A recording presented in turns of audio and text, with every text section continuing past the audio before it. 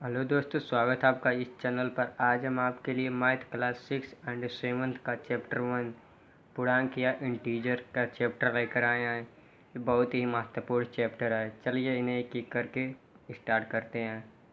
पहला है इंटीजर या पूर्णांक क्या होता है। जब हम धनात्मक संख्याओं में ऋणात्मक संख्याओं को मिला देते हैं तो वह हमारा पूर्णांक संख्या हो जाता है। चलिए एग्जाम्पल देखते हैं। +2 और -2, -4 और +4, -6 और +6। जितने भी संख्याएं प्लस और माइनस में होती हुई वो दोनों पूर्णांक के अंतर्गत आती हैं। चलिए अब देखते हैं संख्या रेखा पर पूर्णांक। संख्या रेखा को दो भागों में बांटा गया है। एक भाग है लेफ्ट साइड या दायां भाग और दूसरा है राइट साइड या बायां भाग। इन दोनों के बीच में एक बाउंड्री सी रेखा होती है। इस रेखा पर शून्य होता है। शून्य के लेफ्ट साइड यानी कि दाएं साइड का जो संख्या होती है वो धनात्मक होती है, जिसको हम 1 लिख सकते हैं। 2, 3, 4 या 5 ये अनंत तक जाती है।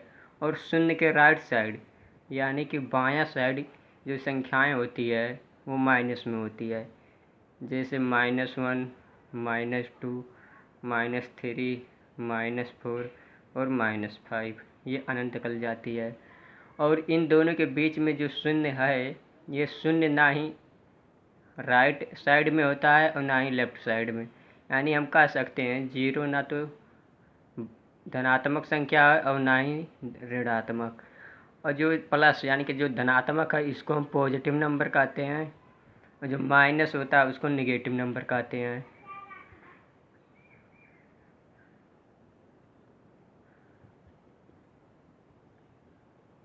पॉजिटिव नंबर जो राइट साइड होता है इसको निगेटिव।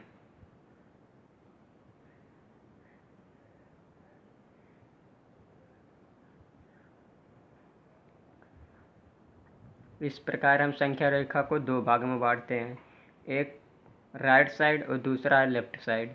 लेफ्ट साइड में धनात्मक या पॉजिटिव नंबर होते हैं और राइट साइड में निगेटिव नंबर या ऋणात्मक संख्याएं होती है। और शून्य जो है वहाँ तो शून्य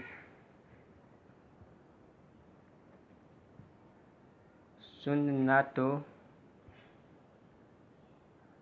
धनात्मक है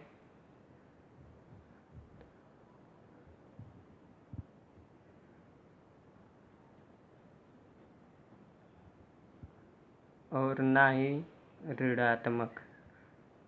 यानी कि हम ऋणात्मक जो शून्य है वो तो ना तो धनात्मक है और ना ही ऋणात्मक। शून्य दोनों के बीच यानी कि बाउंड्री पर होता है, जो दो भाग में बांटता है।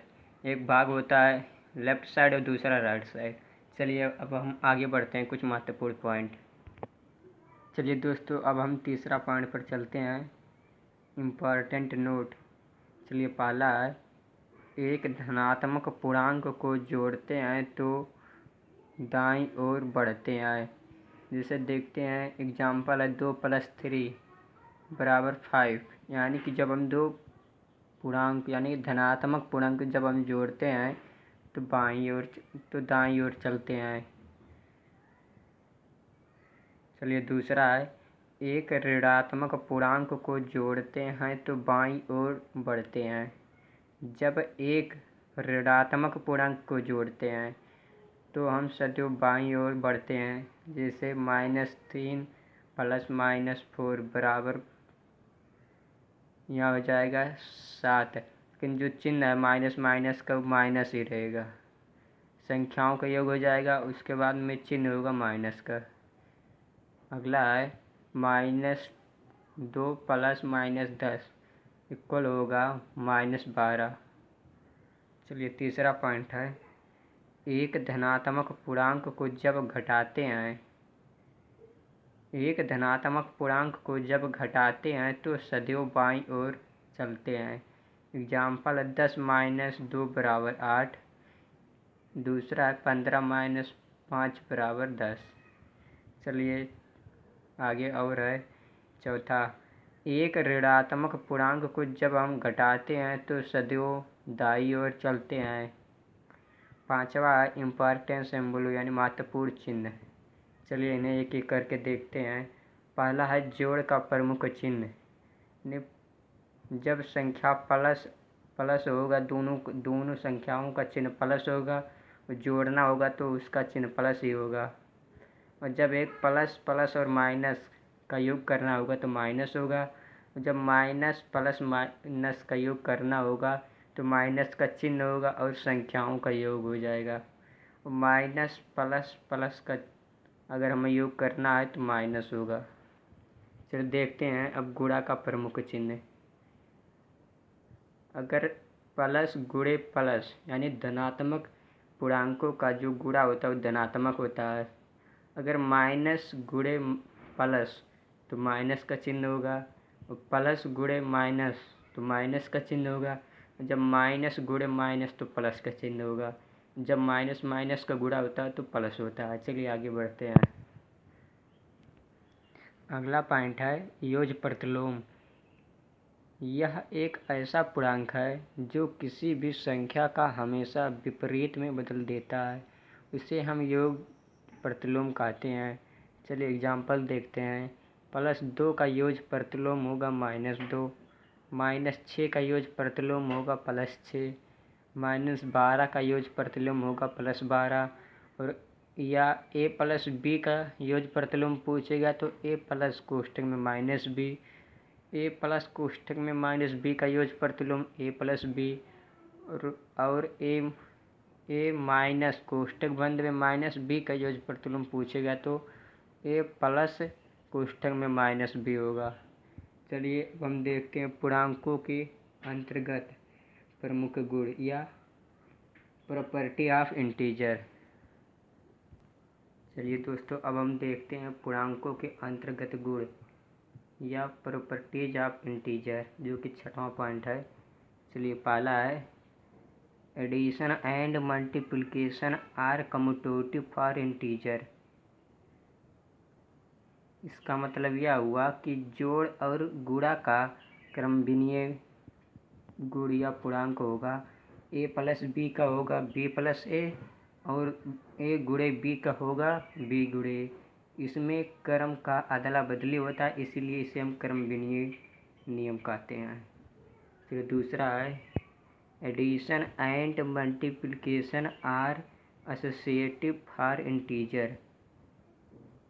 चलिए एग्जाम्पल है कोष्ठक बंद a + b + c इक्वल होगा a प्लस कोष्ठक में -b कोष्ठक में b + c हो जाएगा। और मल्टीप्लाई में होगा a गुणे b कोष्ठक बंद गुणे c इक्वल होगा a गुणे कोष्ठक में हो जाएगा b गुणे c। इसको हिंदी में कहते हैं सहचर्य नियम। चलिए तीसरा पॉइंट है 0 is an additive identity for integer.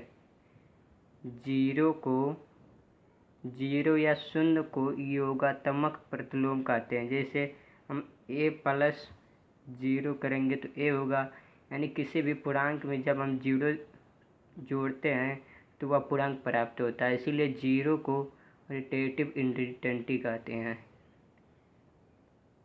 चौथा पॉइंट है 1 is multiplication identity for integer. यह को गुणात्मक प्रतिलोम कहते हैं। जैसे हम किसी भी संख्या में 1 का गुणा करते हैं तो वह पूर्णांक प्राप्त होता है, इसीलिए यह को हम कहते हैं मल्टीप्लिकेशन आइडेंटिटी फॉर इंटीजर। चलिए पांचवा पॉइंट है distributive property of multiply over addition. चलिए एग्जाम्पल है a गुणे कोष्ठक में b + c का हो जाएगा a गुणे b कोष्ठक बंद प्लस a गुणे c कोष्ठक में। चलिए 6वां पॉइंट है product of A positive integer and A negative integer is a negative integer. जब a गुणे -b का गुणा होगा यानी धनात्मक और ऋणात्मक का गुणा होगा तो ऋणात्मक होगा, a b का माइनस हो जाएगा आगे, और -a गुणे -b का होगा तो प्लस हो जाएगा। क्योंकि जब माइनस माइनस का गुणा होता है तो प्लस होता है, तो ए प्लस ए भी हो जाएगा। चलिए आगे बढ़ते हैं। चलिए दोस्तों, 7वां पॉइंट है 3 अथवा अधिक पूर्णांकों का गुणनफल।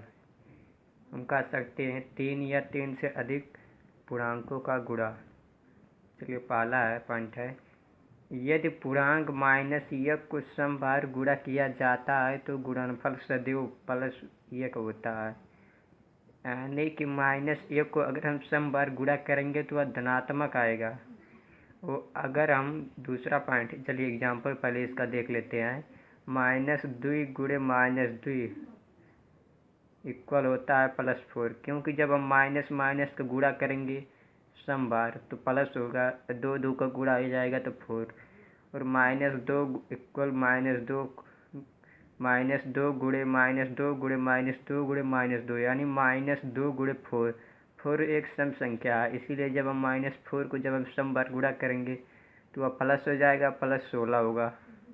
चलिए दूसरा पॉइंट है यदि पूर्णांक -1 को विषम बार गुणा किया जाता है तो गुणनफल -1 होता है। यदि पूर्णांक -1 को विषम बार गुणा किया जाता है तो गुणनफल -1 होता है। चलिए एग्जाम्पल है -2 गुणे -2 गुणे -2। अब यहाँ -2 कह सकते हैं -2 का क्यूब, यानी कि जब हम यहाँ माइनस है, माइनस माइनस यानी 3 बार गुणा हुआ है। 3 क्या है, एक विषम संख्या है, तो इसका माइनस हो जाएगा और 2 का हो जाएगा, 2 का क्यूब हो जाएगा 8, तो हो जाएगा -8। दूसरा एग्जाम्पल है -3 गुणे -3 गुणे -3। हम कह सकते हैं -3 का क्यूब, तो क्यूब यानी कि 3 क्या है, 3 -3 का 3 बार गुणा करेंगे तो यानी 3 क्या है, एक विषम बार गुणा हो रहा है या विषम संख्या है, तो इसका हो जाएगा 3 का क्यूब हो जाएगा 27, और जब विषम बार गुणा हो रहा है तो माइनस का चिन्ह हो जाएगा। हम सीख चुके हैं कि सम बार गुणा करेंगे तो प्लस होगा और यदि हम विषम बार गुणा करेंगे तो माइनस होगा। चलिए आगे बढ़ते हैं। 8वां पॉइंट है पूर्णांकों का विभाजन या भाग। जब हम a भागा -b को भाग देंगे तो इसको हम योज प्रतिलोम में बदल कर यानी -a कर सकते हैं, -a भागा b इक्वल कर सकते हैं -a/b। चलिए दूसरा है अगर हम +a में +1 का भाग देंगे तो वह आंसर होगा a, क्योंकि जब हम 1 से किसी संख्या में भाग देते हैं तो उसका मान वही होता है, तो ये होगा। चलिए तीसरा है अगर -a भागा -b यानी माइनस भागा माइनस का जब भाग होगा तो हो जाएगा माइनस माइनस का प्लस हो जाएगा, प्लस होगा तो 1/b हो जाएगा, a/b जो आंसर आएगा प्लस में। चौथा है a भागा 0, तो जब हम 0 से किसी संख्या में भाग देते हैं तो परिभाषित नहीं है,